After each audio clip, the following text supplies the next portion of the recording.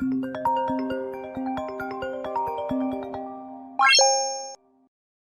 me that he was okay. He's like, Mama, don't trip. I'm all right. I'm like, are you sure? My son didn't even get to make it back home. Shawanda Carter says there was something suspicious about her son's behavior. Once again, it's easier to label than to really see what goes on, okay? That's why I created this platform, so that we can think outside of the box. This is a 17-year-old who was an informant for the LMPD, which is located in Kentucky. First off, for you to even be an informant in Kentucky, you have to have a written consent, a formal waiver, and it have to be signed by the parent or the guardian. His mother say that never happened. Okay? This took place in August of 2021 on the 25th, where a young man was shot to death that was 17 in a parking lot of a Zaxby's restaurant. Okay?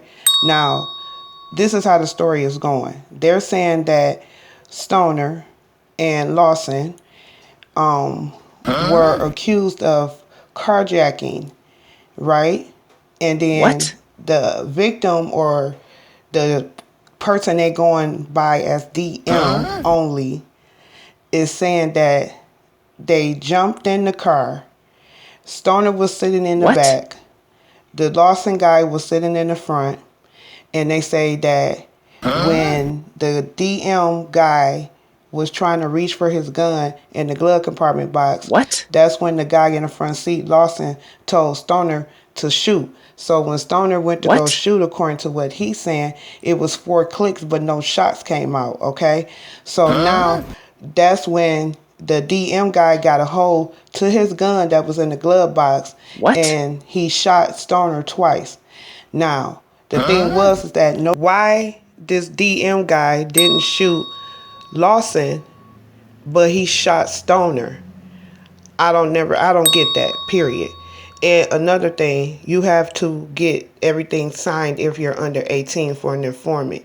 But this is another thing that is triggering me right here. Why the evidence just coming out a year later? Carter now believes she knows what was happening. A civil lawsuit filed this week alleges 17-year-old DeVore Stoner was acting as a confidential informant for LMPD, even though he was a minor. The lawsuit alleges that put him in danger. This case stank, y'all. It got a lot of stank on it. A video didn't resurface until a year later. It just resurfaced August 16th of this year.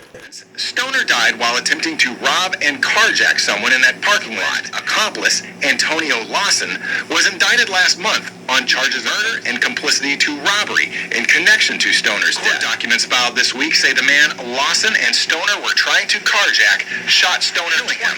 But Carter doesn't believe that narrative. I believe that it's hidden, and it done came out, and so they had to come up with something. She and her attorneys want to see the unedited body camera video from the officers in the cell phone video. I believe that it will show what they were really doing. The lawsuit alleges that put him in danger and ultimately led to him being shot at a Zaxby's restaurant off Fern Valley Road last August. Their only evidence cell phone video, which her attorneys say has been enhanced for clarity. She believes the video, which we're airing with her permission, shows an officer pulling her son's body out of a car, then taking an undercover surveillance. It shocked me. I couldn't believe it. I wouldn't have never, ever okayed anything